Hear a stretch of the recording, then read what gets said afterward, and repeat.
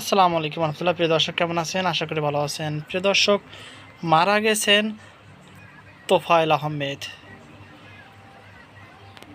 প্রিয় দর্শক, কার্যক্রম নিষিদ্ধ আওয়ামী লীগের বর্ষিয়ান নেতা ও সাবেক মন্ত্রী তোফায়েল আহমেদ মারা গেছেন।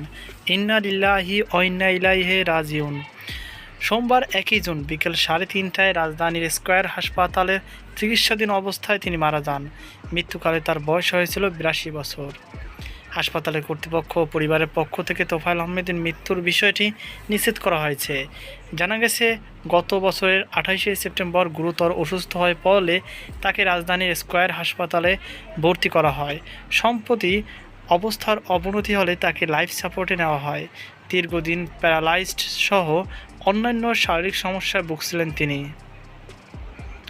তোফায়েল আহমেদ স্বাধীনতা সংগ্রামের অন্যতম সংগঠক ছিলেন।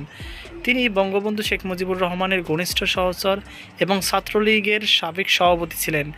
দীর্ঘ রাজনৈতিক জীবনে তিনি বাণিজ্যমন্ত্রী সহ একাধিক গুরুত্বপূর্ণ দায়িত্ব পালন করেছেন। প্রিয় দর্শক, এই ছিল আমাদের সর্বশেষ আপডেট। সকল ভালো থাকুন, সুস্থ থাকুন। আজকে পর্যন্ত, আল্লাহ হাফেজ।